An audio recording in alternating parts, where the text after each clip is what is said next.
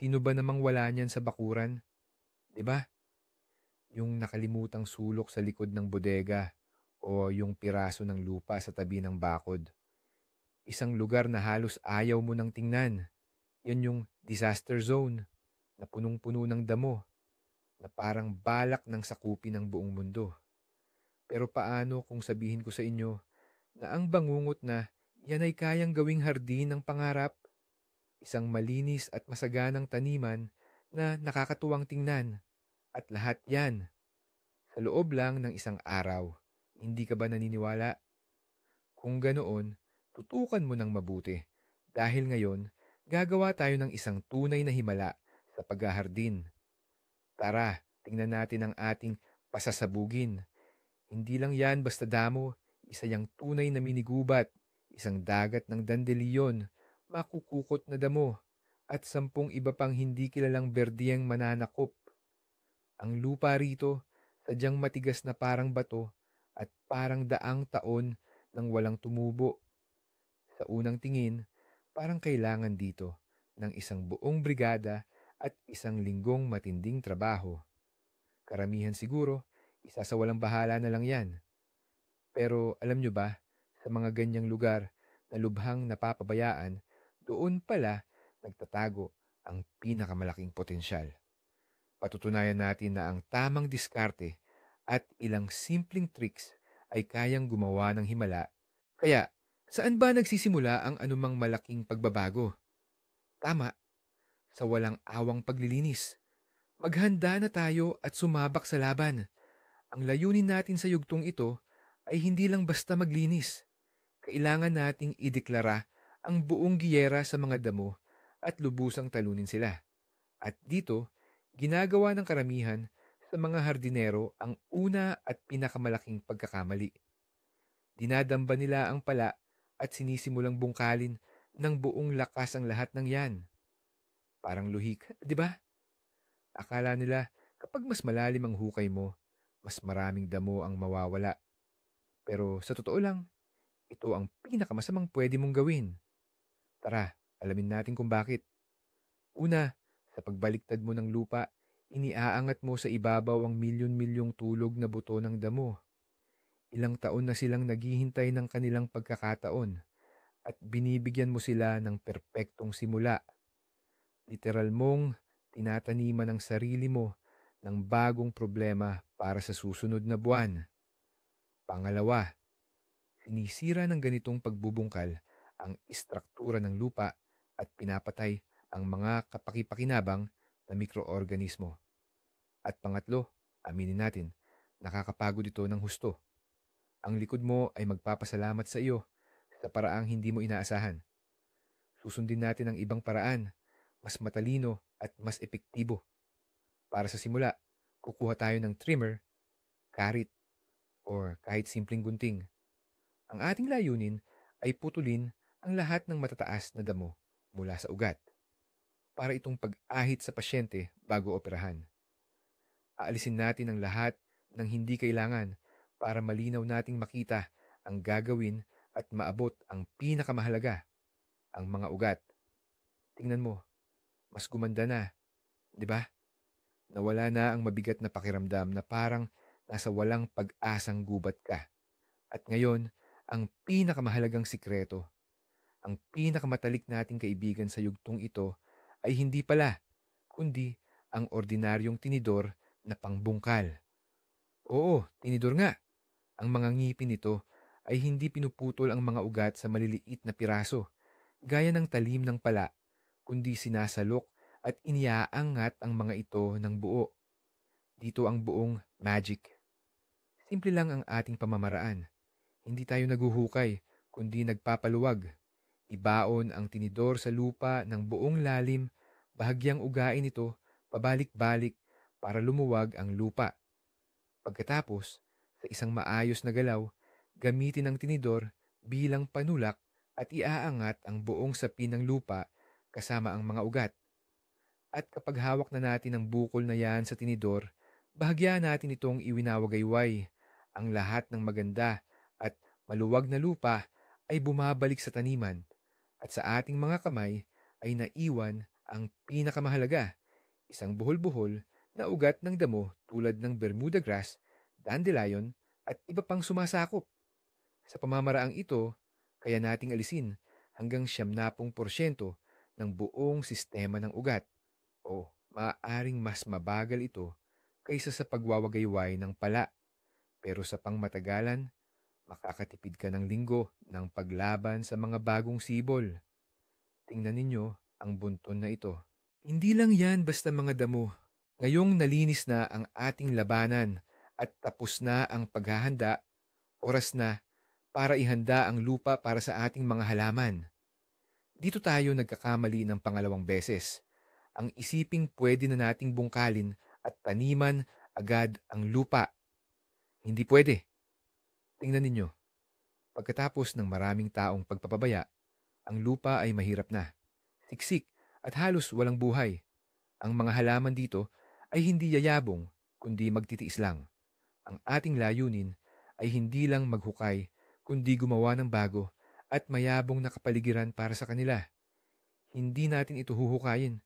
Sa halip, gagawa tayo ng taniman sa ibabaw mismo na parang layered cake or pinagpatong-patong. Ang pamamaraang ito ay hindi lang napakabisa, kundi malaki rin ang matitipid ninyong lakas. Kaya, ang una at marahil, pinaka hindi ninyo inaasahang sangkap ay ang ordinaryong karton. Oo, simpleng karton mula sa mga kahon. Tatakpan natin ang buong ibabaw ng ating magiging taniman. Gamit ito, ipinapatong ang bawat piraso para walang maiwang puwang. Siguraduhing alisin ang lahat ng plastic tape at sticker. Bakit karton? Tatlong napakahalagang silbi ang ginagampanan nito. Una, ito ang huling linya ng depensa laban sa mga damo. Pinipigilan ang kanilang pagtubo. Pangalawa, pinapanatili nito ang moisture sa ilalim na bahagi ng lupa. At pangatlo, sa paglipas ng panahon, mabubulok ito, magiging pagkain ng mga bulati at magpapabuti sa istruktura ng lupa.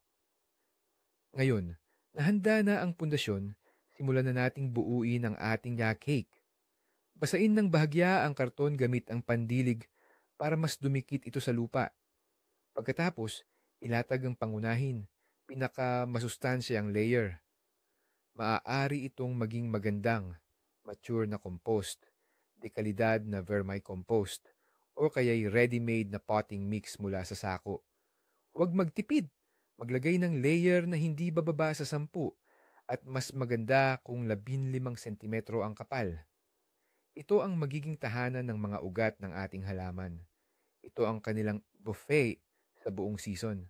At sa huling detalye, para mas maging maluwag at mas makapagpanatili ng tubig ang ating cake, pwede tayong magdagdag ng isang layer ng peat moss or coco coir sa ibabaw. Pero hindi ito sa pilitan. Ang pinakamahalaga ay ang makapal na layer ng organikong material sa ibabaw ng karton. Tingnan ninyo ang nagawa natin. Sa loob lang ng kalahating oras, ang dating kulay abong, siksik na lupa ay naging mataas, maitim, buwaghag at humihinga na taniman. Mukha na itong buhay at puno ng enerhiya. Hindi lang tayo naghanda ng lupa, kundi lumikha tayo ng perpektong ecosystem para sa panimula. Handa na ito ngayon para sa pinakamasarap na bahagi, ang pagpaplano at pagtatanim ng mga halaman. At narito na ang pinakamasaya at pinakamalikhaing bahagi ng ating pagbabago. Gagawin nating isang tunay na disenyong hardin ang ating inihandang lupa. Dahil, syempre, hindi lang dapat mabunga ang isang hardin, kundi maganda rin. Hindi ba? Ang walang kaayusang pagtatanim ay nagdudulot ng kaguluhan, mahinang sikat ng araw sa halaman, at hirap sa pag-aalaga. Kaya, ang susunod nating hakbang ay ang paglikha ng malinaw na istruktura at hugis. Ang unang magbibigay ng kumpleto at maayos na hitsura sa ating kama ng halaman ay ang mga gilid o palibot nito. Maaari itong gawin mula sa kahit anong material. Ang pinakasimple at pinakamura ay tabla. Maaaring lumang tabla mula sa konstruksyon. o bagong tabla na nilagyan ng ligtas na pangontra sa peste. Ilatag lang ito para makabuo ng rektangulong harang sa paligid ng ating kama. Alternatibo rito ang flat cement board na maaaring ilibing sa mga gilid. Mukha itong moderno at napakatibay. Kung gusto mo naman ng mas natural na hitsura, maaari ring gumamit ng malalaking sanga or maliliit na troso at ilagay ang mga ito sa paligid. Ang pangunahing layunin ng mga gilid na ito ay panatilihin ang ating mayamang halo ng lupa sa lugar upang hindi ito lumagpas pagkatapos ng ulan o pagdidilig. Kapag handa na ang balangkas, maaari na nating pantayin ng lubusan ng lupa sa loob gamit ang kalaykay. Tingnan ninyo, ang laki ng pagbabago sa lugar na ito. Mula sa isang walang hugis na bunton ng lupa, ito ay naging isang malinaw at malinis na mataas na kama ng halaman. Sa puntong ito pa lang, gusto mo nang magtanim ka agad. At narito na tayo sa sandali ng pagtatanim. Ngunit dito rin, huwag tayong magmadali. Pagplanuhan nating mabuti ang lahat. Mahalagang tandaan ang isang simpleng panuntunan. Ang matatangkad na halaman tulad ng kamatis o pipino na nakasabit ay mas mainam itanim sa hilagang bahagi ng kama. Sa ganitong paraan, hindi nila sisilungan ang kanilang maliliit na kapitbahay tulad ng sili, lettuce o mga gulay. Upang maging tuwid na tuwid ang mga hanay, gagamit tayo ng isang simpleng diskarte. Kumuha ng 2 patpat at itali ang isang pisi sa pagitan nila. Sa tabi ng pisini na ito, gumawa ng mga uka o butas. Sa ganitong paraan, ang lahat ng ating mga tanim ay magmumukhang sinukat gamit ang ruler. Hindi lang ito maganda, kundi napakadali ring alagaan. Lagi mong malalaman kung saan nakatanim ang iyong mga halaman at kung saan posibleng sumibol ang ligaw na damo. Itatanim na natin ang ating mga seedlings. Maingat na ayusin ang mga ugat at takpan ng maluwag na lupa. Huwag kalimutan ang tamang pagitan sa pagitan ng mga halaman. Kailangan nila ng espasyo para lumaki at umunlad. Pagkatapos magtanim, siguraduhing tiligan ng maigi ang bawat halaman sa paanan ng ugat. Ayan, ang ating hardin ay nagkaroon na ng anyo, buhay at kaluluwa. Ngunit hindi pa ito ang katapusan. Sa susunod, mayroon tayong isang napakahalagang sikretong hakbang na magbibigay ng mahaba at masaganang buhay sa ating likha. Ayan, mukhang handa na ang lahat. Natanim na ang mga halaman at perpekto na ang itsura ng ating taniman. Karamihan sa puntong ito ay mapapabuntong hininga na sa ginhawa at magpapahinga na. Ngunit tayo, may gagawin pa tayong isang huling hakbang at marahil ito ang pinakamahalaga. Isang hakbang na makakatipid sa atin ng napakaraming oras sa hinaharap. Pinag-uusapan siyempre ay ang mulching. Ano ba ang mulching? Sa simpleng paliwanag, ito ay ang pagtatakip ng ibabaw ng lupa gamit ang protektibong patong ng organikong material para itong kumot sa ating taniman. At ang kumot na ito ay gumagawa ng tunay na himala. Alamin natin kung bakit ito mahalaga. Una, ito ang ating pangunahin at pinakamabisang panlaban sa mga damo. Hindi pinapayagan ng makapal na patong ng mulch ang sikat ng araw na makarating sa ibabaw ng lupa.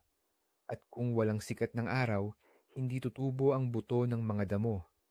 Paalam na, nakakapagod na paglilinis ng damo. Katatapos lang nating tanggalin ang isa sa pinakaboring at pinakamahirap na gawain sa paghahalaman. Pangalawa, ang mulch ay parang matalik na kaibigan ng tubig. Tulad ng espongha, sinisipsip nito ang tubig tuwing nagdidilig o umuulan at pinipigilan nitong mabilis na sumingaw sa ilalim ng araw at hangin. Ang lupa sa ilalim ng mulch ay nananatiling bahagyang mamasa-masa.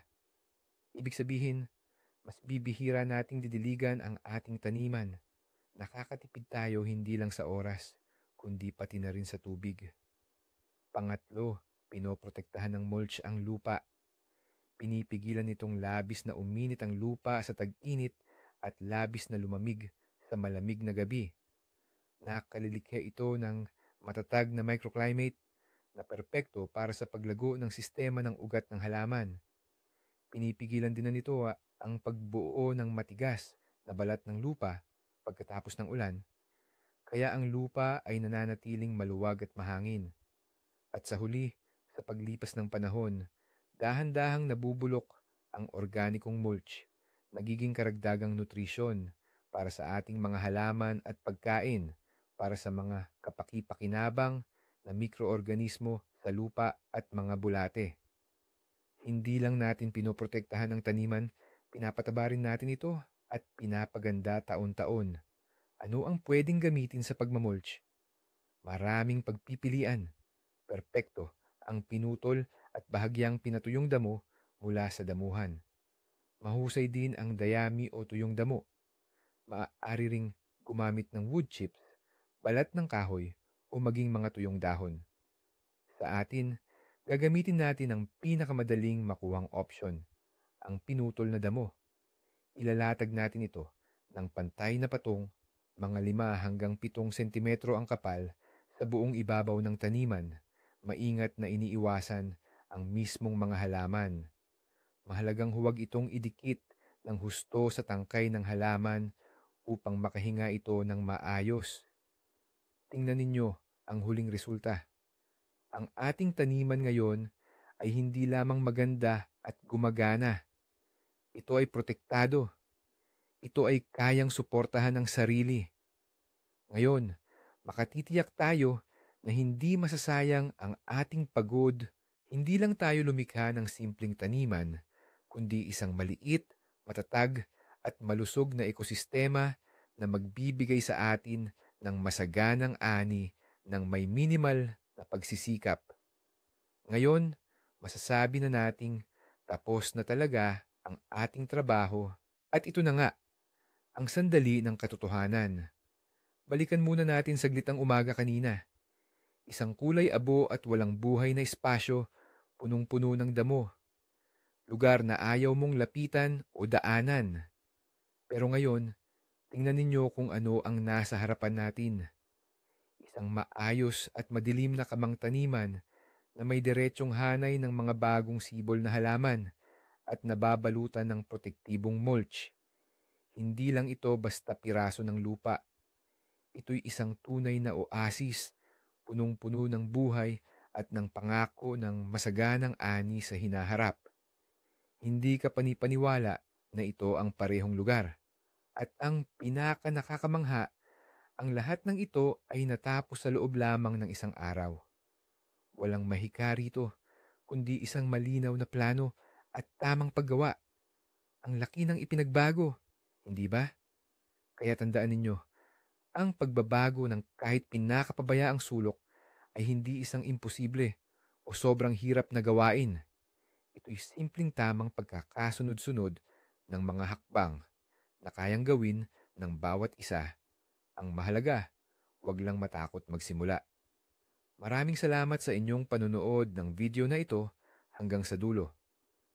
Kung nagustuhan ninyo ang pagbabagong ito sa hardin, huwag kalimutang mag-like at mag-subscribe sa channel para hindi ninyo mapalampas ang mga bagong ideya at tips.